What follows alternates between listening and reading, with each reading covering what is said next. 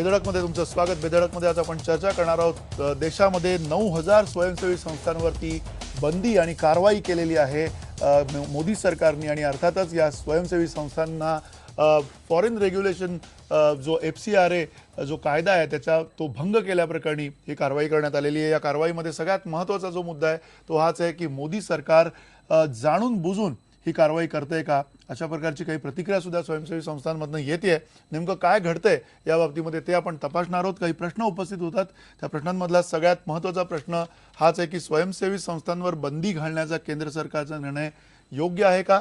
यानंतर स्वयंसेवी संस्थांच्या आडून देशाच्या विकास प्रक्रियेत अडथळे आणले जात आहेत का, हा सुद्धा एक आणखीन महत्त्वाचा प्रश्न आहे। आणि समाजसेवा हा धंदा झाला आहे का, हा सुद्धा त्या निमित्तानं आपण एक प्रश्न विचारणार आहोत। काही बेधडक चर्चा अपेक्षित आहे आणि त्यामुळे आपल्या सोबत आहेत मान्यवर अतुल भातखळकर आपल्या स्टुडिओमध्ये आपल्या सोबत आहेत, भाजपचे आमदार हरीश रोगे काँग्रेसचे प्रवक्ते आपल्या सोबत आहेत स्टुडिओमध्ये, बजाज इलेक्ट्रिकलच्या CSR प्रतिनिधी मधुरा कुलकर्णी आपल्या सोबत आहेत, त्यांचा सुद्धा या समाजसेवेच्या संदर्भातला आणि फंडिंगच्या संदर्भातला अनुभव आहे। त्यांच्याकडून आपण समजून घेणार आहोत नेमकी समाजसेवा कशा प्रकारे होते आणि ही सगळी भूमिका जी सरकारने घेतलेली आहे ती कशा प्रकारची आहे। अजित कानेटकर आपल्या सोबत असणारे दिल्लीवरनं माजी कार्यक्रम अधिकारी फोर्ड फाउंडेशनचे, ज्यामध्ये फोर्ड फाउंडेशन वरतीच सगळ्यात मोठा ठपका यावेळेला ठेवण्यात आलेला आहे आणि त्यामुळे फोर्ड फाउंडेशनची नेमकी भूमिका काय आहे आणि आतापर्यंतचं फोर्ड फाउंडेशनने केलेलं जे योगदान आहे भारतातल्या विकास प्रक्रियेला ते सुद्धा आपण समजून घेणार आहोत। भालचंद्र कांगो आपल्या सोबत आहेत, कम्युनिस्ट नेते, या सगळ्यांचं स्वागत आहे। पहिला प्रश्न खरं तर प्रतिक्रियेसाठी विचारायचा आहे भालचंद्र कांगो, तुम्हाला जी भूमिका घेतलेली आहे 9000 स्वयंसेवी संस्थांवरती कारवाईचा बडगा उगारण्यात आलेला आहे, जवळजवळ 69 संस्था ज्या आहेत त्यांची खाती गोठवण्यात आलेली आहेत आणि त्या व्यतिरिक्त आणखीन वेगवेगळ्या प्रकारची कारवाई आहे ज्याच्यामध्ये जवळजवळ 9 ते 11 ज्या फॉरेन फंडिंग वेगवेगळ्या संस्था आहेत त्यांच्याकडनं फॉरेन फंडिंग घेऊ नये अशा प्रकारची भूमिका सरकारने केलेली आहे। नेमका याच्या मागे काय सरकारचा हेतू असावा, जो त्यांनी FCRA कायद्याचा जो भंग झाल्याचं म्हटलेलं आहे त्यामध्ये कितपत तथ्य असं तुम्हाला वाटतं? फॉरेन फंडिंग मिळणाऱ्या अनेक संस्था या नियमाप्रमाणे वागत नाहीत हे आमचं म्हणणं होतं आणि म्हणून मी आठवण करून देतो की जेव्हा अण्णा हजारे लोकपाल कायद्याच्या मान्यतेसाठी उपोषणाला बसले होते तेव्हा डाव्या पक्षांनी त्याला लोकसभेमध्ये एक दुरुस्ती आणली होती आणि त्याच्यामध्ये NGO आणि कॉर्पोरेट सेक्टर हे देखील लोकपालच्या कक्षेत आणावं अशी आमची भूमिका होती। त्याला अण्णा हजारेंची मान्यता नव्हती, केजरीवालची मान्यता नव्हती आणि काँग्रेस BJP ह्या पक्षांनी देखील त्याला समर्थन दिलं नाही आणि म्हणून ती दुरुस्ती फक्त 71 मतं म्हणजे आमचे 61 खासदार आणि 10 अपक्ष खासदारांनी पाठिंबा दिला होता म्हणून ती फेटाळली गेली होती। NGOचं जे जाळं पसरलं जात आहे आणि विकास प्रक्रियेमध्ये NGOची एक निर्णायक भूमिका ठरतीये हा काही अपघात नाहीये, तर जाणीवपूर्वक केलेली जी एक स्ट्रॅटेजी आहे। म्हणजे पुटमन नावाचे जे अमेरिकेमधले एक समाजशास्त्र आहे त्यांनी तर डिपॉलिटिसायझेशन ऑफ डेव्हलपमेंट म्हणजे विकासाचं अराजकीयकरण करणं ही अत्यंत प्राथमिक गरज म्हणून मांडलेली आहे की कुठल्याही पक्षाचं सरकार हो विकास आपल्या एका पद्धतीने झाला पाहिजे ही आजच्या नवीन आर्थिक धोरणाची, नवीन तंत्रज्ञानाची आणि नवीन रचना जी जागतिकीकरणाच्या नावावर झालेली आहे त्याची ती मांडणी आहे आणि त्याच्यामुळे सरकार बिन सरकारी संस्थांचा विकासामध्ये सहभाग हा अत्यंत महत्त्वाचा समजला गेलेला आहे आणि म्हणून NGOना एका विशिष्ट महत्त्वपूर्ण स्थान अगदी संयुक्त राष्ट्रापासून सगळ्या वर्ल्ड हेल्थ ऑर्गनायझेशन पासून ILO पासून सगळीकडे तुम्हाला मिळालेलं दिसतंय आणि म्हणून काही अपघात नाही। आणि अशा वेळेस मग जी काही राज्य शासनं असतील त्या सगळ्यांना या विकासाच्या प्रक्रियेमध्ये भाग घेणाऱ्या हस्तक्षेप करणाऱ्या संस्थांवरती लक्ष ठेवणं, त्यांच्यासाठी काही नियम करणं आवश्यक आहे आणि हे नियम असल्यामुळेच मला आठवतंय की आज मोदी सरकारला ही ऍक्शन FCRA कायद्याचा भंग झाला म्हणून केलेली आहे।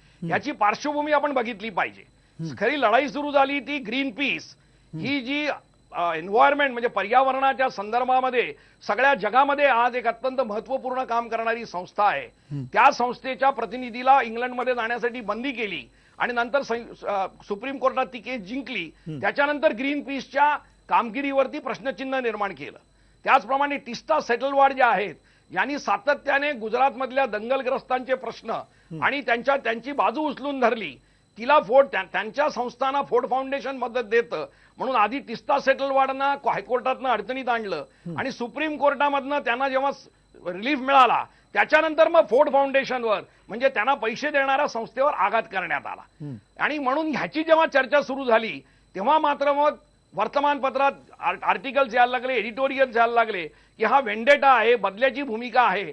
आणि म्हणून मग घाईघाईने सरकारने अब्रू साधवण्यास स्वतःची वाचवण्यासाठी घाईघाईने FCRA बद्दल भंग करणाऱ्या या 9,000 संस्थांचा मला वाटतं काहीतरी मान्यता रद्द करण्याचा निर्णय नक्की घेतलाय. एक एक एक थोडक्यात येऊया, आपण अधिक तपशिलात येऊया. कांगो सर आपण अधिक तपशिलामध्ये येऊया. मी तुम्हाला थोडंसं थांबवतो त्याचं कारण आपले आधी सगळे प्रतिनिधी आहेत, त्यांच्या पण प्रतिक्रिया आपल्याला सगळं घ्यायला पाहिजेत.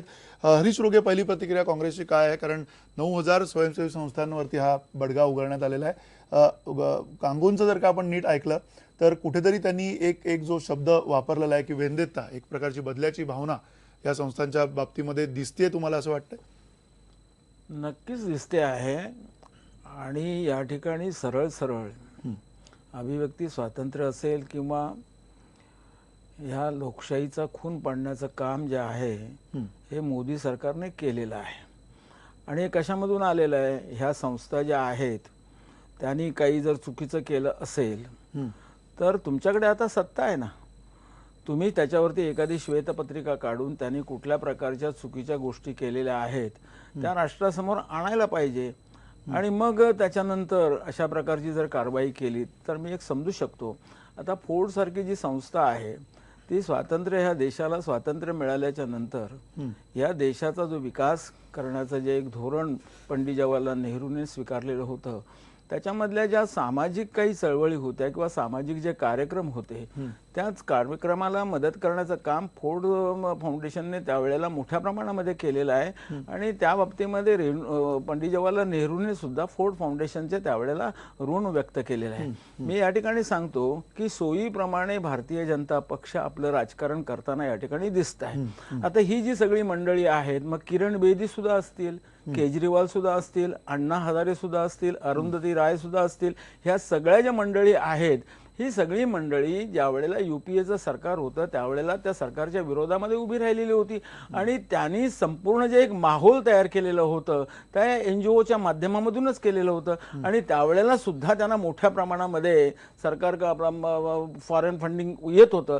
त्यावेळेला भारतीय जनता पक्ष किंवा नरेंद्र मोदीने त्या बाबतीमध्ये कुठल्याही प्रकारचा आवाज त्या ठिकाणी काढलेला नव्हता की आज या UPA सरकारला या आरोपीच्या कठड्यामध्ये उभं करण्यासाठी ह्या मंडळींचा उपयोग केला जातो. आणि सगळ्यात महत्त्वाची गोष्ट मी आपल्याला या ठिकाणी सांगू इच्छितो की भारतीय जनता पक्ष असेल किंवा हिंदू संघटना असतील आणि अगदी संघ परिवार यांना सुद्धा मोठ्या प्रमाणामध्ये अमेरिका किंवा फॉरेन मधून मोठ्या प्रमाणामध्ये फंडिंग होत असतं. त्याचा सुद्धा हिशेब सुद्धा भारतीय जनता पक्षाने आपण हा हिशोब तुम्ही जो म्हणताय तो राजकीय प्रश्नाच्या कडे जाण्याच्या अगोदर पुन्हा एकदा आपल्याकडे काही तज्ञ मंडळी आहेत या सगळ्या पॅनलमध्ये आणि त्यामुळे त्यांना सुद्धा आपण आधी विचारूया नेमकं काय घडतंय, त्यांच्या काय प्रतिक्रिया आहेत. पुन्हा आपल्यासोबत अजित कानेटकर आहेत. अजित कानेटकर, तुम्ही स्वतः फोर्डमध्ये काम केलेलं आहे. फोर्ड सारख्या इतक्या मोठ्या संस्थेचा, ज्या संस्थेनं भारताच्या उभारणीमध्ये योगदान दिलेलं आहे असं म्हटलं जातं, त्या संस्थेच्या वरती बंदी येणं हे या घटनेकडे तुम्ही कशा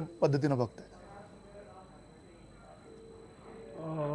2-3 गोष्टी या निमित्ताने लक्षात येत आहेत. आता इथं आपल्या या चर्चासत्रामध्ये दुसऱ्या एका सहकार्याने सांगितल्याप्रमाणे 1953 सालापासून फोर्ड फाउंडेशनचं भारतामध्ये काम चालू आहे. त्यावेळच्या ज्या वेगवेगळ्या आज नामांकित झालेल्या संस्था म्हणजे Indian institute of management, Indian institute of technology, national institute of design, planning commission, national council of agriculture economic research यासारख्या कमीत कमी 25 ते 30 आज ज्या संस्थांकडे आपण जागतिक दर्जाच्या संस्था म्हणून बघतो त्या संस्थांना सुरुवातीच्या काळामध्ये फॅकल्टी एक्सचेंज, कपॅसिटी बिल्डिंग, वेगवेगळ्या प्रकारचं साहचर्य या पद्धतीने फोर्ड फाउंडेशननी सुरुवातीच्या 10-20 वर्षामध्ये काम केलं. नंतर जसे विषय बदलत गेले तसे फोर्ड फाउंडेशनचं काम हे वेगवेगळ्या क्षेत्रामध्ये वाढलं. ही एक पार्श्वभूमी या निमित्ताने आपल्या इथे एका सहकार्याने सांगितली ती मी पुन्हा एकदा नमूद करतो. एकदम 9 ते 10 हजार स्वयंसेवी संस्थांवरती अशा प्रकारचं बंदी आणणं किंवा त्यांचं या प्रकारच्या याद्यांमधनं नाव वगळणं ही माझ्या दृष्टीने इतकीशी चांगली घटना आहे असं मला वाटत नाही. त्यात आणखी एक लक्षात ठेवावं असं लागेल की या 2010 पासून जे मी वर्तमानपत्रात याविषयी वाचलं त्याच्यामध्ये 2010, 11, 12, 13 या 3-4 वर्षामध्ये या संस्थांनी त्यांचे आर्थिक अंदाजपत्र किंवा त्यांची आर्थिक वृत्तही दिली नव्हती. म्हणजे मग अशा प्रकारे एक वेगळाही प्रश्न उद्भवू शकतो की बरोबर 4 वर्षांनी 5 वर्षांनी सरकारी यंत्रणेला अशा प्रकारे पूर्ती न करणाऱ्या संस्थांची एकदम अचानक कशी काय आठवण झाली. ज्या संस्थेने महिन्याभरामध्ये त्या आपापले कार्यक्रम आर्थिक वृत्त जर सादर केलं नसेल तर मग गेले 3 वर्ष सरकारी यंत्रणा काय करत होती. ते इतकं 2014-15 पर्यंत का वाट पाहत थांबले. आणि एका प्रकारे असं वाटतंय की अशा प्रकारे 9-10 हजार संस्थांवरती एक प्रकारे बंदी आणणं म्हणजे स्वयंसेवी संस्थांच्या कामावर, त्यांच्या विश्वासार्हतेवर अनेक वर्षे ज्यांनी या संस्थांमध्ये कामं केलेली आहेत त्या सगळ्यांच्या आचरणावरती अशा प्रकारे प्रश्नचिन्ह उपस्थित करणे. या बरोबरीने हेही नमूद करू इच्छितो की कॅपार्ट नावाचं जे सरकारी खातं आहे त्या कॅपार्टनी सुद्धा अशी ते जेव्हा केव्हा अस्तित्वात होतं ते आता जणू काही मोडकळीला आलेलं आहे. 25 वर्षामध्ये कॅपार्टनी 27 डायरेक्टर जनरल पाहिले. IAS अधिकाऱ्यांचं त्या ठिकाणी एक पोस्टिंगचं एक पार्किंग स्लॉट म्हणून त्याची एक ख्याती झालेली होती दिल्लीतल्या एका महत्वाच्या खात्यामध्ये म्हणून. त्या कॅपार्टनी सुद्धा अशा अनेक स्वयंसेवी संस्थांना ब्लॅकलिस्ट केलं. म्हणजे स्वयंसेवी संस्थांमध्ये सुद्धा काही चांगल्या उत्तम प्रकारे काम करणाऱ्या संस्था आहेत, काही कदाचित मध्यम प्रकारे काम करणाऱ्या संस्था आहेत आणि कदाचित काही संस्थांचे व्यवहार हे तितके पारदर्शक नसतील सुद्धा. सर्व संस्था या 100% उत्तम काम करतात असं मी म्हणू शकत नाही. पण एक प्रकारे असं विधान करणं की सर्व डॉक्टर हे भ्रष्ट आहेत किंवा सर्व राजकारण्यांचे उद्योगपतींची संधाने अशी सरसकट मोगम विधान केल्यानंतर एकाच तराजूमध्ये आपण त्या प्रकारच्या सर्व नक्की तोलता येणार नाही, नक्की तोलता येणार नाही. मी थोडं नक्की थोडंसं अतिरेक त्या अर्थाने तुम्ही अतिरेकी सुद्धा म्हणताय, अन्यायकारक आहे, अतिरेकी आहे असं तुमचं म्हणणं आहे. अर्थात आपल्यासोबत मधुरा कुलकर्णी आहेत. मधुरा, तुम्हाला काय वाटतंय? कारण ज्या पद्धतीनं तुम्ही पण गेले काही वर्ष बघताय, फंड्स लागतात कामं उभी करायची म्हटल्यावरती, ज्या पद्धतीनं पैसा लागतो, सामाजिक कामं उभी करण्यासाठी अनेक ठिकठिकाणी जाऊन पैसे गोळा करावे लागतात. अशा या प्रक्रियेमध्ये जर का आपल्या आकडेवारी बघितली 2008 ते 2011 मध्ये भारतामध्ये 32,000 कोटी इतका फंड हा बाहेरच्या देशांमधून आलेला आहे आणि 2011-2012च्या मध्ये साधारणतः 11,500 कोटी रुपये इतका निधी जो आहे तो आपल्यापर्यंत आलेला आहे. हा इतका मोठ्या प्रमाणावरचा निधी जर आपल्या देशात आला असेल तर ज्याला आपण म्हणूया की व्हॅल्यू फॉर मनी, अशा अर्थाने पैसा जेवढा खर्च झाला असेल किंवा जो पैसा आलाय तो त्याच कामांसाठी गेलाय, हे कशावरून, काय तुमचा अनुभव आहे त्याच्यामध्ये? स्वयंसेवी संस्थांची भूमिका ही अतिशय महत्त्वाची आहे कुठल्याही डेमोक्रेसीमध्ये फंक्शनल होण्यासाठी. पण विषय मला वाटतं आता आपण जे बोलतो आहेत ज्या संस्था कंप्लायंट असल्या पाहिजेत. FCRA हा ऍक्ट आहे, त्याच्या खाली ज्या संस्था रजिस्टर होतात ती रजिस्ट्रेशन करण्याची प्रक्रिया सुद्धा फार मोठी आहे. तर जी संस्था त्या लेवलपर्यंत जाऊन पोहोचते, FCRAच्या खाली स्वतःला जाऊन रजिस्टर करते, तर त्यांना नक्कीच माहिती असतं की त्याच्या खाली आपले आपले ऑब्लिगेशन्स काय आहेत. दरवर्षी सरकार काय करते हा एक मुद्दा झाला, पण स्वतःची पण एक जबाबदारी असते. आपण जर एक समाजासाठी काम करणारी संस्था असो तर आपण पारदर्शकता ठेवणं, जोपासणं, उत्तरदायित्व आपलं समाजाकडे असणं ही सगळ्यात महत्त्वाच्या. ह्या 2 गोष्टी, अकाउंटेबिलिटी अँड ट्रान्सपरन्सी, आर 2 की things which N NGO should comply with. आता जवळजवळ मला वाटतं की 40,000 संस्थांना FCRA आहे, प्लस काही संस्था FCRAला अप्लाय करतात ग्रांट टू ग्रांट बेसिस. त्याच्यामधल्या 9,000 संस्थांना नोटिसा गेलेल्या होत्या. ह्याच्यावरती प्रश्न इव्हन राज्यसभामध्ये विचारले गेलेले होते. एकाच घटक्यात मध्ये 9,000 संस्थांना बॅन करणं ही थोडंसं हार्श वाटतं. मे बी जसं आपण कोऑपरेटिव्हना सुद्धा सुधारणा केलेल्या आहेत, काही फंड्स पंप केलेले आहेत. You can look at it in a way की तुम्ही स्वयंसेवी संस्थांना सुद्धा रिहॅब कशा प्रकारे करू शकतात. पण definitely compliance is a must, is mandatory. तुम्ही कंप्लाय केलंच पाहिजे. तुम्ही कंप्लाय जर करत नसाल तर त्यांनी फेज वाईज ज्या क्रिटिकल संस्था आहेत की ज्या अजिबातच कंप्लाय करत नाही आहेत किंवा रिपोर्ट्स फाईल करत नाही आहेत त्या संस्थांना तुम्ही अंडर स्कॅनर आणू शकता. तुम्ही त्यांचे FCRAs वॉचलिस्ट वरती ठेवू शकता, त्यांना तुम्ही डिनाय करू शकता लायसन्सेस. पण आय थिंक काही संस्था असतील ज्या जेन्युन आहेत, ज्यांना या फंडची गरज आहे and may be they don't have the know how की हे फंड्स कसे केले पाहिजेत.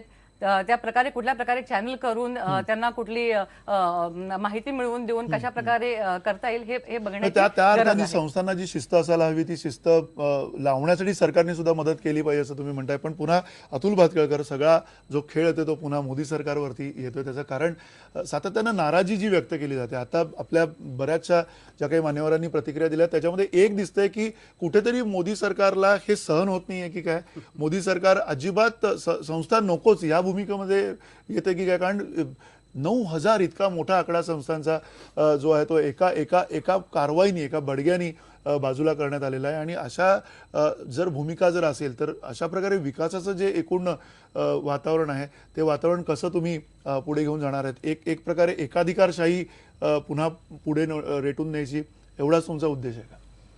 नाही, पहिली मुद्दा असा आहे की पूर्वीच्या वक्त्यांनी अनेक मुद्दे मांडलेले. पहिला मुद्दा असा आहे की ही कारवाई एका रात्रीत झालेली नाही.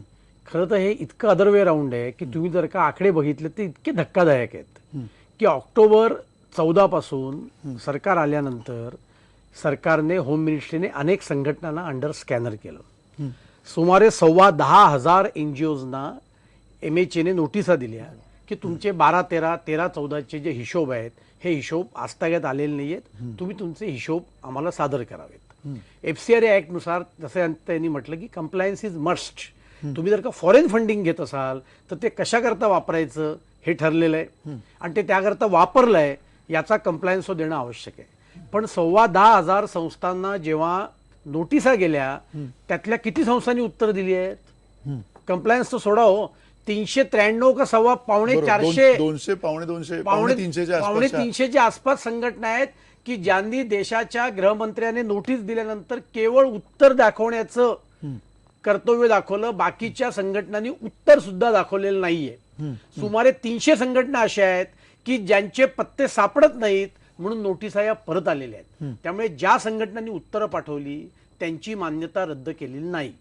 पहिली गोष्ट, बंदी आणलेली नाही, त्यांची मान्यता रद्द केलेली आहे. बंदी वेगळी, मान्यता रद्द करणं वेगळं. त्यामुळे ज्या संस्थांना देशाच्या गृहमंत्र्याच्या गृह खात्याने दिलेल्या नोटिसीचं उत्तर देणं सुद्धा आवश्यक वाटत नाही अशा संस्थांची मान्यता रद्द करणं मला वाटतं अत्यंत योग्य आणि कायदेशीर आहे. त्यामुळे हे जर कायदेशीर आहे म्हणत असाल तर मला अनेक कडे असं आहे की अनेक वक्त्यांनी अनेक गोष्टी सांगितल्यात. फोर्ड फाउंडेशनचे लोक तर बरंच काही बोललेले आहेत. त्यामुळे फोर्ड फाउंडेशनवर काही बंदी आणलेली नाहीये, त्यांना अंडर स्कॅनर ठेवलेलं आहे. त्याचंही कारण असं आहे की फोर्ड फाउंडेशनने जी तिस्ता सेटलमेंटच्या NGOला मदत केली ही मदत नियमबाह्य आहे हे सिद्ध झालेलं आहे. FCRAच्या ऍक्ट मधल्या ज्या काही तरतुदी आहेत त्याच्यामध्ये FCRA ऍक्ट नुसार तुम्ही परकीय मदत ही कुठल्याही पब्लिकेशन करता घेतली जाऊ शकत नाही. पण तिस्ता सेटलवाड यांच्या NGOच्या माध्यमातून कॉम्बॅट कम्युनिझम नावाचं जे एक मॅगझिन चालतं, या मॅगझिनला या FCRAतून मदत मिळालेली आहे. हे 100% बेकायदेशीर आहे. आता त्याच्यावर जर कारवाई करायची नसेल तर गोष्ट वेगळी.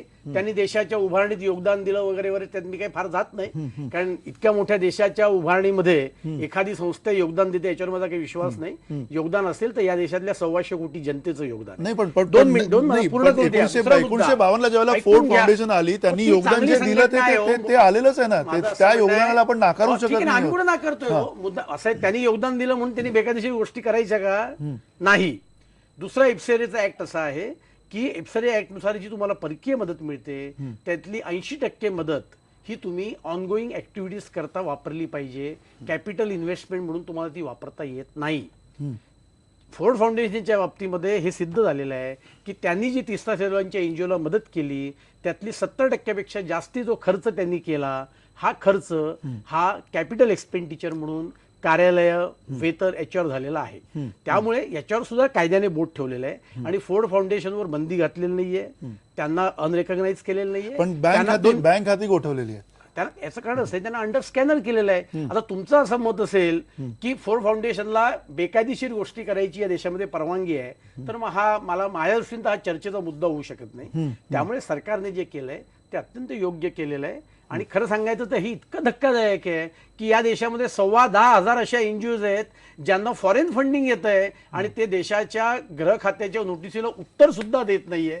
आणि आपल्या माहितीकरता सांगतो, आपण आकडा सांगितला 32,000 कोटीचा, यातले 2,000 कोटी रुपयाचा हिशोब हा लागत नाहीये.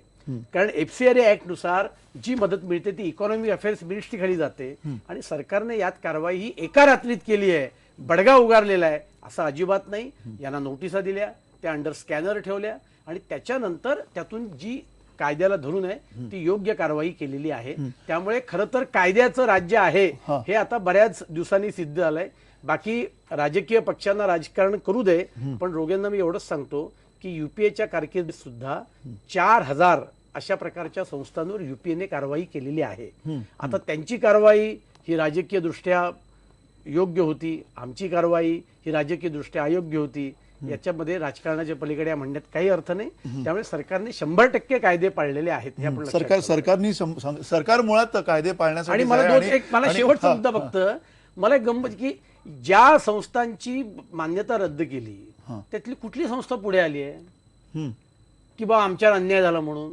अहो, ज्यांना गृह खात्याच्या नोटिसीला उत्तर द्यावं असं सुद्धा वाटलं नाही आणि ज्या संस्थांनी हिशोब दिले नाहीत पण उत्तर दिलं त्यांची मान्यता रद्द केलेली नाहीये हे लक्षात घेतलं पाहिजे आपण. त्यामुळे सरकार अन्यायाने सुडाने व्हेंडेटा घेऊन वागतंय असं अजिबात नाही. ज्यांनी उत्तर दिलंय त्यांचं उत्तर तपासून बघितलं जातंय, त्याच्यावर अजून फर्दर सरकार पावलं उचलेल. नक्की सरकारची नेमकी भूमिका एवढी कायदेशीर असेल तर मग ह्या चर्चेचं सुद्धा प्रयोजन काय आहे हे खरं तर आपल्याला विचारायला पाहिजे आपल्या मान्यवरांना या चर्चेमध्ये सहभागी झालेला आहे. आणि त्यातही पेक्षा महत्त्वाचा जो मुद्दा आहे की अनेक ठिकाणी सरकारनी असं स्पष्टपणे म्हटलेलं आहे, काही त्यांनी ज्या नोटिसा पाठवलेल्या आहेत त्याच्यामध्ये की विकासाच्या प्रक्रियेत अडथळे जाणून बुजून आणण्याचा प्रयत्न केला जातो आणि काही ठिकाणी देशाची जी सुरक्षा आहे ती सुद्धा याच पैशाच्या मार्फत धोक्यात आणली जाते. नेमकं काय घडतंय या सगळ्या स्वयंसेवी संस्थांच्या विश्वामध्ये तेही आपण तपासणार होते का छोट्याशा ब्रेकमध्ये.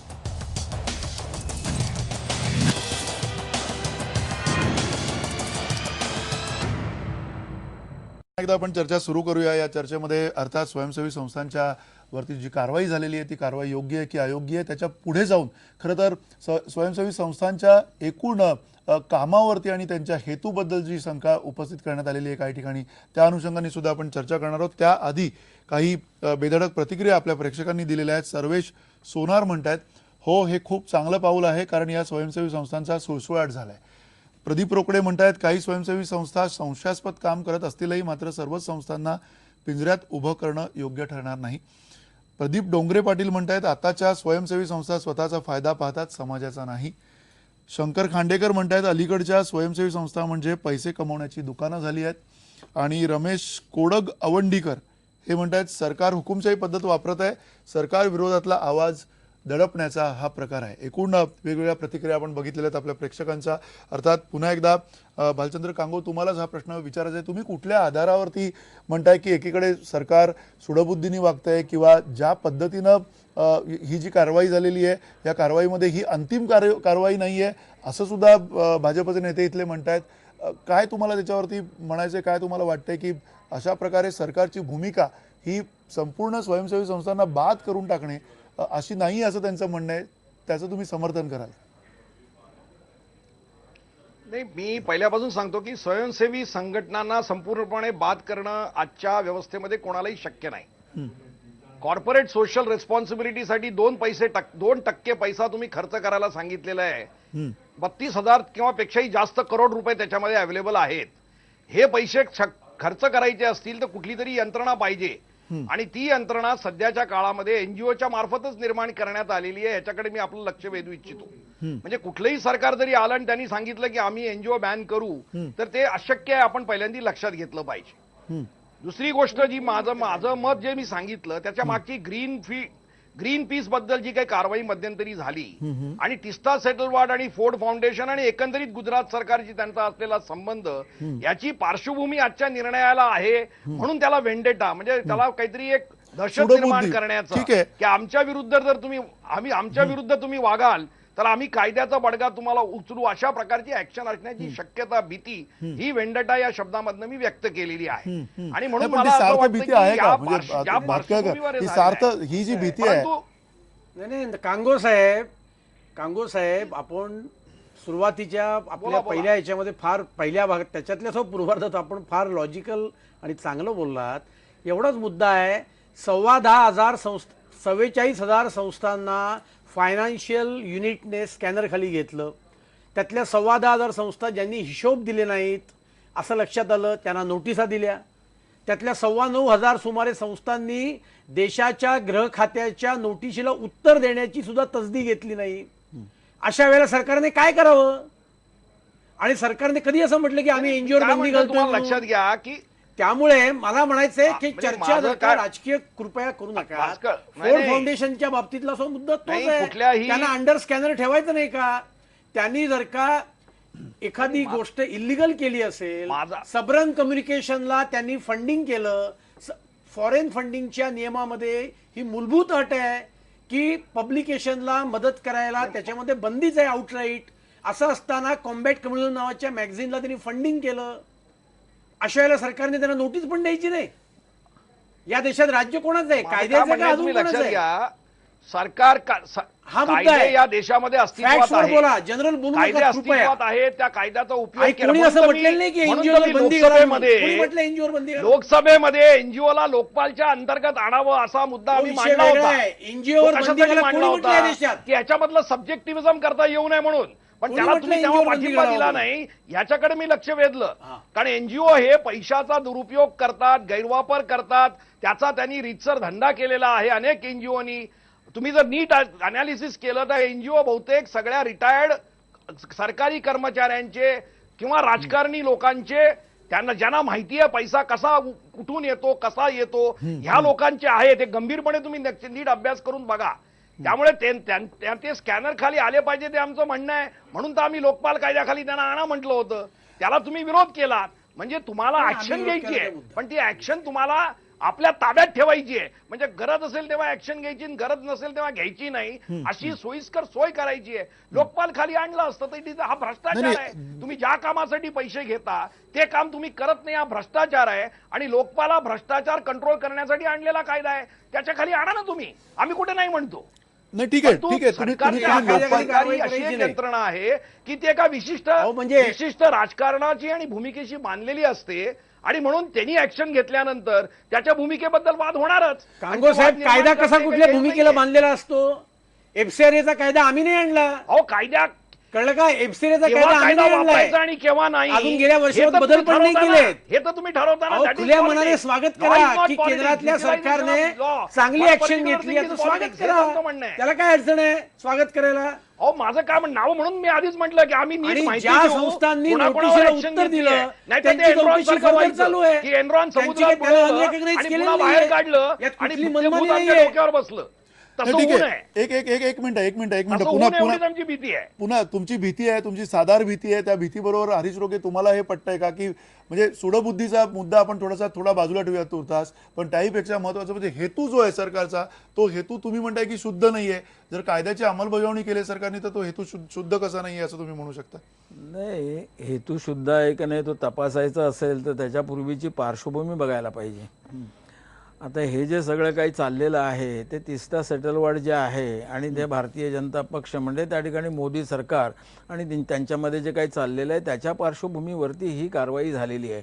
आता याने सांगितलं की तिस्ता सेटलवाडने मग काहीतरी अनियमितपणा केलेला आहे, त्यांनी काहीतरी हिशेब वगैरे दिलेले नाहीत म्हणून त्यांच्यावरती कारवाई केली. मग याने त्यांना हायकोर्टामध्ये आणलं. मग हायकोर्टामधून त्या गेल्या सुप्रीम कोर्टामध्ये आणि सुप्रीम कोर्टामध्ये त्यांना रिलीफ मिळालेला आहे, हे सुद्धा आलेलं आहे.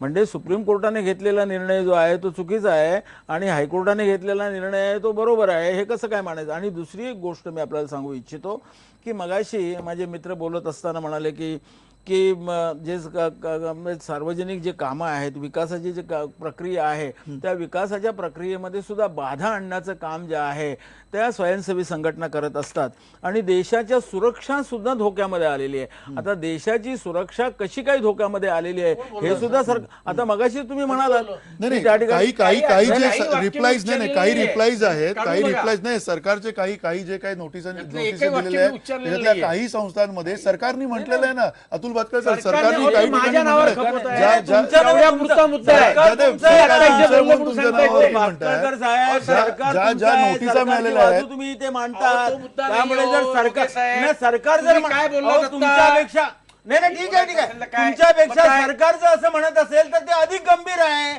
आणि म्हणून काही सरकारने बोलताय.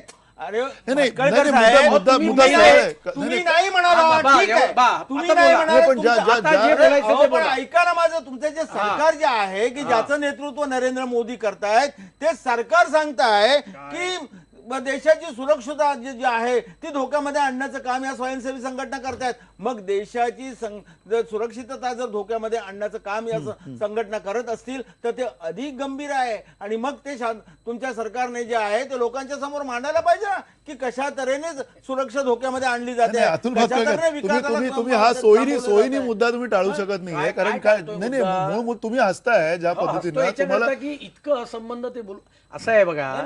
मुळात मुद्दा असा आहे, तुम्ही आज विषय कुठल्या संदर्भात घेतला हाच मुद्दा त्याच्याशी जो मुद्दा होता. मला बोलू द्या ना जरा 2 मिनिटं. आता मला बोलू द्या कृपया. बोला ना, बोला ना. तुमचा आजचा जो पहिला मुद्दा होता तो या 10,000 संस्थांची मान्यता रद्द केली, तुम्ही बोललात बंदी घातली, तो मूळ मुद्दा आहे क्रमांक 1. त्याचं उत्तर मी तुम्हाला दिलं. आता त्याचं लॉजिकल माझ्या म्हणण्याचा प्रतिवाद कोणी केलेला नाहीये, क्रमांक 1. आता पुढचा मुद्दा जो आहे, जो कांगोंनी उपस्थित केला होता की ग्रीन पीस संघटना असेल, ज्या संघटनेच्या इथल्या एका कार्यकर्तीला ब्रिटनला जायला सरकारने बंदी घातली, हा एक मुद्दा असू शकतो. नाही, अनेक एक मिनिटं तुम्हाला प्रश्न विचारतो. अगदी स्पेसिफिक प्रश्न विचारतो, अगदी स्पेसिफिक. सरकारने दिलेल्या ज्या काही या विविध प्रकरणांमधल्या नोटीस आहेत त्या नोटिसांमध्ये काही ठिकाणी सरकारने स्पष्टपणे म्हटलेलं आहे की देशाच्या विकासाच्या मध्ये अडथळे आणले जातात, कम्युनल टेन्शन त्याच्यामध्ये आणलं जातं. या सगळ्या हे देशविघातक कारवाया स्वयंसेवी संस्था करतायत असं जर सरकारचं म्हणणं असेल आणि त्याच्यात जनरलाइज करत असेल सरकार, सर्वसाधारण सगळ्यांनाच एका ताकड्यामध्ये टाकून जर का असं म्हणत असेल तर मग या स्वयंसेवी संस्थांचा ते वातावरणच राहिलं नाही पाहिजे राज्यामध्ये. पहिला मुद्दा बघा, पहिला मुद्दा सगळ्या संस्था एनजीओजना नोटिसा दिलेल्या नाहीत. क्रमांक 1, फायनान्शियल युनिट हे फायनान्स मिनिस्टरच्या अंडर असतं. त्यांनी काही संस्था स्कॅनर्स खाली घेतल्या आणि असं लक्षात आलं की अनेक 10,000 सुमारे संस्थांचे 13-14चे हिशोब सुद्धा आलेले नाहीत. त्यातून 10-10,15 संस्थांना नोटिसा दिल्या. ज्यांनी नोटिशीला उत्तर देण्याचं प्राथमिक काम सुद्धा केलं नाही अशा संस्थांचं, ज्यामध्ये 325 संस्था अशा पण आहेत की ज्यांचे पत्ते पण सापडले नाहीत, की त्यांना पाठवलेल्या नोटिसी या अनरिटन आल्या की रिटर्न आल्या की बाबा त्यांना काहीच नाही, म्हणजे त्यांना इथे पत्तेच नाही आहेत त्या नोटिसीचे, त्या संस्थांचे. एक जरा ऐकून घ्या शांतपणे.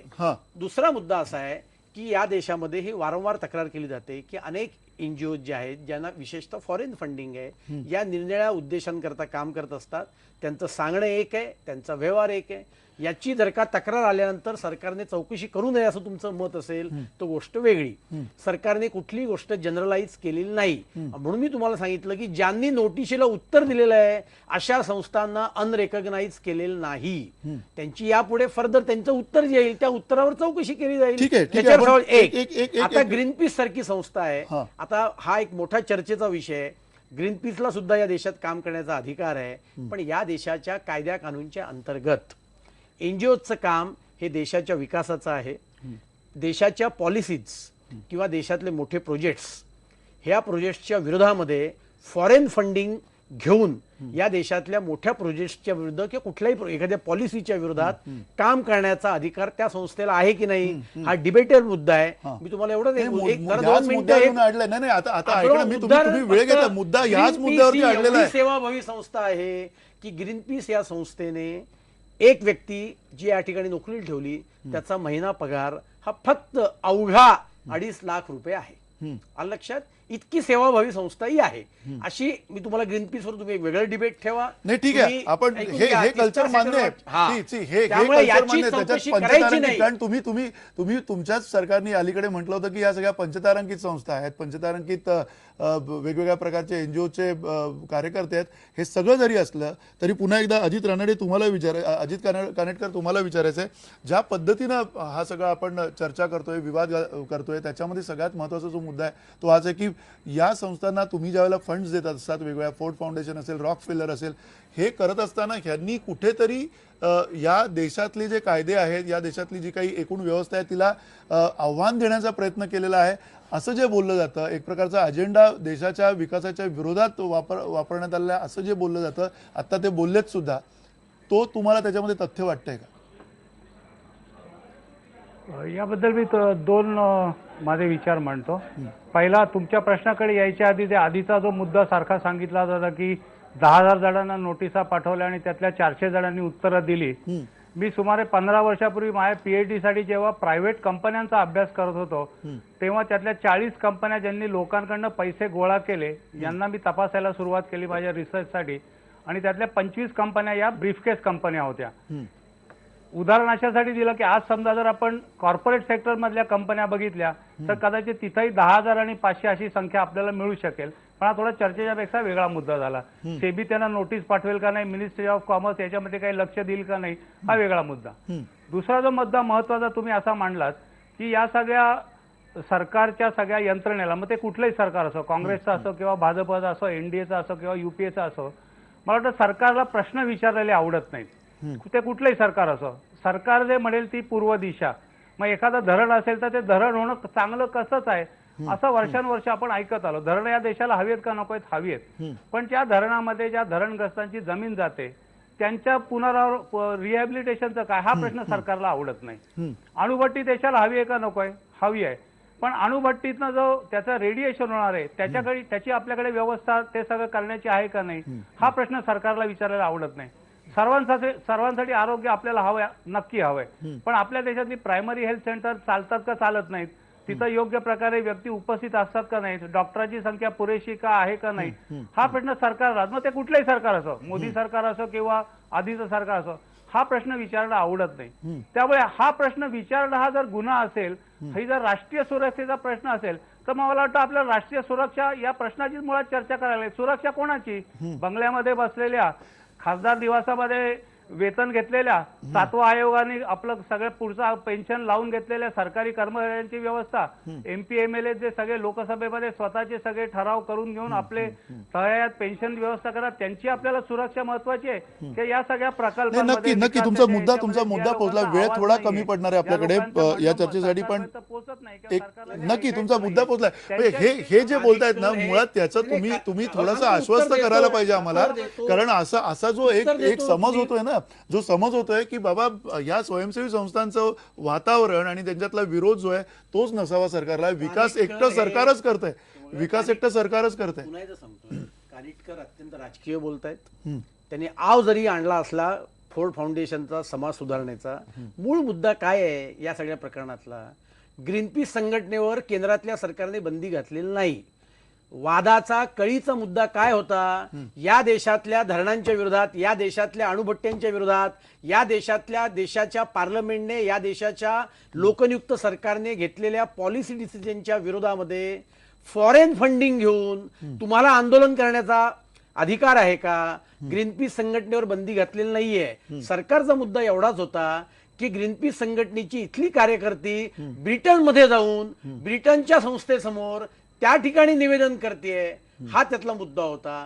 त्यांच्या फॉरेन फंडिंगच्या बाबतीतला मुद्दा होता. इथल्या जे या देशातले NGOs आहेत त्यांच्या विषयातला काहीच मुद्दा नाही. देशातल्यांनी चळवळी आणि हा विरोध केला तर चालणार आहे तुम्हाला? केवळ फॉरेन फंडिंग आम्हाला करण्याचा मुद्दा नाही. कायदा काय तुम्हाला सांगतोय तुम्हाला मी, आणि हा डिबेटेबल मुद्दा आहे की तुम्ही फॉरेन फंडिंग घेऊन तुम्ही जर का परदेशी पैसे घेता आणि या देशातल्या पॉलिसी डिसिजनच्या विरोधात तुम्ही आंदोलन करता. Development work is a different thing. ज्या गोष्टीचा उल्लेख कांगोनी सुरुवातीला केला, जो दलित शोषित पीडित वर्ग आहे, अल्पसंख्याक आहे, मानवाधिकाराचे जे प्रश्न येतात या सगळ्या तुमच्या प्रकल्पांमध्ये, विकासामध्ये तुम्ही जो विकास म्हणताय त्या विकासामधले जे काही सगळे वरवंटे जातात विकासाचे, त्याच्या विरोधात आवाज उठवायचा नाहीये का कोणी? सांगितलं तुम्हाला? मग त्याच्यामध्ये येतात ना या फॉरेन फंडिंग मध्ये येणाऱ्या संस्था ज्या आहेत. एक डिबेटचा मुद्दा हा आहे की जे धोरण या देशाच्या पार्लमेंटने स्वीकारलेलं आहे त्या धोरणाच्या विरोधामध्ये तुम्हाला आंदोलन करायचंय, तुम्हाला चर्चा करायची आहे, तुम्हाला प्रचार करायचा आहे. हा प्रचार करण्याचा अधिकार तुम्हाला फॉरेन फंडिंग घेऊन आहे का? हा फक्त वादाचा मुद्दा आहे. या देशातल्या NGOला तो अधिकार आहे का? तर 100% या देशातल्या लोकांना तो अधिकार आहे. पण मी फॉरेन फंडिंग घेणार आणि या देशाच्या पार्लमेंटने पास केलेल्या कायद्याच्या विरोधामध्ये या ठिकाणी आंदोलन करणार. थोडक्यात सांगा या मुद्द्यावरती थोडक्यात तुमचं काय उत्तर आहे? नाही, मला फक्त दोनच मुद्दे मांडायचे आहेत. एक तर ग्रीन पीसची जी काही व्यक्ती जाणार होती इंग्लंडमध्ये बोलायला, ती भारताच्या धोरणाची बदनामी करत होती किंवा अडचणीत आणत होती म्हणून तिथे बंदी घातली. पण आमच्या देशाचेच निवडलेले आमचे पंतप्रधान कॅनडाला जातात आणि आमच्या देशाच्या मागच्या सरकारवर टीका करतात आणि घाण केली असं म्हणतात. हे संयुक्तिक आहे का? हा पहिला प्रश्न. नंबर 2चा प्रश्न मोदी असा foreign funding आहे घेत की नाही बिल तो. गेट्स तो फाउंडेशन मुद्दा इथे आहे. येतं. काहीतरी काय. बिल गेट्स फंडिंग ते नाही काय घेत, पण राजकीय काय त्यांची करताय तुम्ही? पेरेंट संघटना आहे त्याच्या कितीतरी त्याच्या त्या संघटना घेतात की नाही. काय? वनवासी संघटना, शिशुपाल, त्या सरस्वती संघटना ह्या हा. ज्या पसरलेल्या आहेत हा. त्या घेतात की नाही फॉरेन फंडिंग. मग घेतात, तेव्हा तो मग काय मुद्दा झालं? बाजूला कोणी काढूया. सांगितलं foreign funding नंबर घेता का 2चा म्हणे मुद्दा म्हणून? आहे की Foreign funding ला विरोध नाहीच आहे. बिल गेट्स आणि मिरांडा गेट्स जे येतात आणि आमच्या देशाची हेल्थ पॉलिसी कशी असावी हे पैशाच्या जोरावर ठरवतात. हा डायरेक्ट इंटरफिअरन्स नाही आहे का आमच्या राजकारणामध्ये? मग त्याला तुम्ही एक बदला नाही आणत. मिनिट हा आमचा मुद्दा आहे. अगदी तेव्हा हे सगळे मुद्दे थोडक्यात लक्षात घेतले पाहिजे. नाही, नक्की हे दिस इज अहो कांगो हा राष्ट्रीय हे politics सुरक्षेचा आहे. मुद्दा आहे. त्याच्यामागे सरकारने आता अमेरिकन कायद्याच्या मागे राष्ट्राध्यक्षपदाच्या एक ठरवलेला आगामी निर्णय आहे. निवडणुकीतला हे स्पष्ट आहे. कळीचा मुद्दा लोकशाहीची- हा झालाय की लोकशाहीचं बिल क्लिंटनच्या संकुचित फाउंडेशनने करण्यात चाललेलं आहे. रशियाकडनं पैसे घेतले. काय सांगताय? चौकशी अहो, करायची एक नाही मिनिट. का? हा आरोप महात्मा गांधींनी हे मी मला त्यासाठी स्पष्ट सांगतो की महात्मा गांधींनी कम्युनिस्ट पक्षाला 1945 साली पत्र लिहिलं होतं. पीसी जोशींनी स्पष्टपणे महात्मा गांधींना सांगितलं. राजगोपालचारी आणि दोघं जणांनी भारतीय कम्युनिस्ट पक्षाचे सगळे हिशोब तपासले आणि महात्मा गांधींनी सर्टिफिकेट दिलं की हे कम्युनिस्ट बाहेरनं पैसे घेऊन काम करत नाहीत. आता नाही, त्यांना नाही, महात्मा ठीक आहे. गांधींनी आपण- दिलं आहे मला माहिती एक- नाही. एक- पण नाहीये. नरेंद्र मोदींनी जाऊन नुकताच पुतळ्याचं उद्घाटन केलं असल्यामुळे त्याचा उल्लेख मी खास करतो. ठीक आहे. एक हा मिनिट, भ्रष्टाचार आहे. अगदी थोडक्यात. प्रचाराचा भाग एक- म्हणून एक तुम्ही मिनिट, करत राहा. एक- कम्युनिस्ट हे स्वतःच्या जोरावर इथे लढतायत आणि भांडतायत याचं भान तुम्ही ठेवा. M15 ची तुमच्याप्रमाणे कागदपत्र आम्ही बघा. एनआरआयचे पैसे वापरून सरस्वती शिशु मंदिरं चालवत नाहीत याचं भान ठेवा. एक मिनिट आपण सगळ्यांनी भान ठेवूया. अगदी थोडक्यात एक मिनिट. हा अगदी हसत हसत चर्चा करतायत की नाही देशाचे पंतप्रधान परदेशामध्ये जो भालचंद्र कांगोने तो प्रश्न उपस्थित केला. तो विषय वेगळा आहे, हो. काय वेगळा प्रश्न मग काय कसा आहे? आहे? वेगळा कसा आहे? आणि विषय काय? त्याच्यावर चर्चा काय? नाही त्याच्यावर तुम्ही काय म्हणालात काय की म्हणाला? नरेंद्र मोदी काय त्यांच्याकडून पैसे हा, घेत मग नाहीत. विषय मग काय यात- चाललाय? अहो, नरेंद्र विषय मोदी काय चाललाय? नरेंद्र मोदी संपूर्ण जगामध्ये झोळी घेऊन फिरतायत की मला पैसे द्या, मला पैसे द्या. हे कशासाठी? नाही, ठीक आहे. आपण आणि पुन्हा आणखी एक मुद्दा मूळ आणखी मुद्द्यावर एक मुद्दा- येऊया आपण. आणखी एक आपण मुद्दा झोळी बिळी नाही, वगैरे एकच सगळे मुद्दा मुद्दे मला आपण- मांडायचा आहे. म्हणजे एकच फार फार तर मुद्दा- स्वयंसेवी संस्थांच्या नाही, झोळीवर मंदार- येऊया आपण. मंदार, मला रॉबर्ट- एक मुद्दा रॉबर्ट मांडायचा आहे. मुद्दा यांच्या सरकारचं असं म्हणणं आहे की ह्या ज्या स्वयंसेवी संघटना आहेत यांच्यामुळे देशाच्या सुरक्षेला धोका आहे, ह्या विकासाला खीळ बसवतात. मग अशा कुठल्या संघटना आहेत हे जरा देशासमोर मांडायची जबाबदारी नरेंद्र मोदी आणि ठीक आहे, राजनाथ ठीक सिंग आहे. नाही आहे का? ती जबाबदारी ते घेतील असं मला वाटतं. आपण त्यांना अगदी थोडक्यात विचारूया. पण अगदी थोडक्यात मधुरा तुम्हाला अगदी कमी वेळेमध्ये सांगायचं आहे. कारण मूळ मुद्दा असा आहे की जर अशा प्रकारे एकेका वर्षामध्ये 11,500 कोटी इतका पैसा जर आता त्याच्यावरती बंधनं येणार आहेत, आपण समजूया की ज्या काही कुठल्या कारणाने बंधनं येणार आहेत त्यामुळे इथल्या विकासाला खीळ बसेल का, इथल्या स्वयंसेवी संस्थांना त्याचा फटका बसेल का, काय तुमचं मत? फंडिंग फॉरेन फंडिंग एनिवे हळूहळू ड्रायअप होत चाललेलं आहे. वेदर बायलॅटरल एड फंडिंग असेल किंवा इंटरनॅशनल डोनर्स असतील काय असतील, हळूहळू बिकॉज इंडियाची जशी पोझिशनिंग झाली आहे ग्लोबल इकॉनॉमीमध्ये, बऱ्याच बायलॅटरल एड एजन्सीजनी इनफॅक्ट टार्गेट्स पण स्वतः ठेवलेत की आपण ह्या तारखांनी आपण फंड्स विड्रॉ करणार आहोत. पण तो मुद्दा नाही आहे. फॉरेन फंडिंग घेऊन आपण स्वयंसेवी संस्था उभारू शकतो का, ते त्यांच्या कामाला मदत करू शकतो का, तर नक्कीच करू शकतो जर कामाचा स्वरूप नियमांच्या किंवा कायद्याच्या दायऱ्यात असेल तर. दुसरा मुद्दा फॉरेन फंडिंग जसं आपण आता म्हणतो आहे तो अतिशय स्ट्रिंजंट लॉ आहे आणि तो त्याची गरज पण आहे. त्याला कंप्लायंट होणं हे मस्ट आहे. ज्या संस्था त्याच्या खाली रजिस्टर करतात त्यांना हे पूर्णपणे माहिती असतं की आपल्याला काय काय नियमांच्या खाली आपल्याला आता आन्सरेबल राहिलं पाहिजे. त्यामुळे मला वाटतं की एनजीओजनी स्वतःच्या कॅपॅसिटीज तेवढ्या वाढवलेल्या पाहिजेत आणि नुसतंच फॉरेन फंडिंगकडे न बघता CSR ऍक्ट पण आलेला आहे. त्याच्यामध्ये जसं कांगो सरांनी म्हणलं की जवळजवळ 20-30 हजार कोटी इंडियन फंडिंग सुद्धा अवेलेबल आहे स्वयंसेवी संस्थांना यूज करण्यासाठी. सो स्वयंसेवी संस्थांनी सुद्धा तो बॉन्ड लुक इनवर्ड्स इथे सुद्धा आपल्याला ते फंडिंग मिळालं पाहिजे. राईट्स बेस्ड ऑर्गनायझेशनची डेफिनेटली ह्या देशामध्ये गरज आहे, की कुठल्याच देशामध्ये गरज असते, कारण they fight for the rights of the people who need it.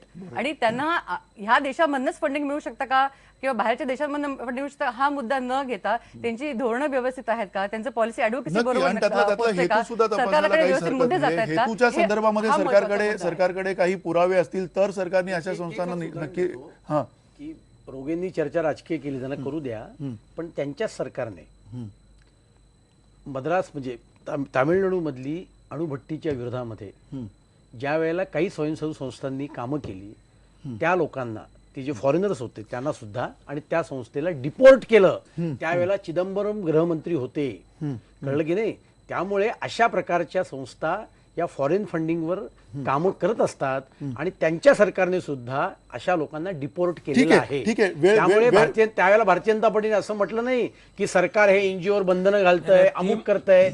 याचं कारण असं आहे की ते हे सगळ्या हे जगातलं ओपन सिक्रेट आहे. मातळकर, आणि म्हणून ती अमेरिकेमध्ये मंडळी जरा ऐका foreigners हो. होती, ती अहो, मंडळी केवळ फॉरेन foreigner नव्हती हो. होती. जरा ऐका हो. आमच्या देशात अहो, रोगे जरा आमच्या ऐका. व्यवस्थेबद्दल अहो, बोलायला रोगे एक- जरा काय ऐका. काय? त्याच्याविषयी कोणी बोलत नाही. फॉरेन फंडिंग विषय चालू आहे. आणि म्हणून आता अमेरिकेच्या राजकारणामध्ये कळीचा मुद्दा हा झालाय, जे कन्क्लुजनली सिद्ध झालेलं आहे की क्लिंटन यांच्या ठीक आहे, आपण त्या foundationला मुद्द्यावरती परत रशियन- जायला नकोय. मी पुन्हा मुद्दा म्हणजे थांबणार. कसं तुमचा काय? हा मुद्दा मगाशी आलाय, मगाशी मुद्दा तुम्ही सांगून जो झालेला आहे. राष्ट्रीय सुरक्षेचा नाही, मुद्दा म्हणतो त्याचं नाही, मी मूळ कारण मूळ मुद्दा हाच आहे की एकूण जो हेतू दिसतोय, हेतूंवरती शंका घेण्याचं जर का काम असेल तर ते मात्र सरकारने टाळायला काहीच हरकत नाहीये. मोठ्या मनाने ते टाळायला काही हरकत नाहीये. स्वयंसेवी संस्था या अत्यावश्यक आहेत. भारतामधल्या आणि भारतासारख्या देशातल्या अनेक प्रश्नांना हाताळण्यासाठी केवळ सरकार पुरेसं नाहीये, स्वयंसेवी संस्थांची गरज आहे. आणि सगळ्याच स्वयंसेवी संस्था या चोराची कामं करत नाहीयेत आणि देशाच्या विरोधात आणि देशविघातक कारवाया करत नाहीये, हे सुद्धा आपण लक्षात घेतलं पाहिजे. त्यामुळे याच्यावरती कारवाई करताना कुठेतरी सूडबुद्धीचा जर का असा आरोप होत असेल तर तो गंभीर आरोप आहे आणि त्या आरोपाची दखल केंद्र सरकार घेईल एवढी अपेक्षा ठेवूयात. धन्यवाद. नमस्कार.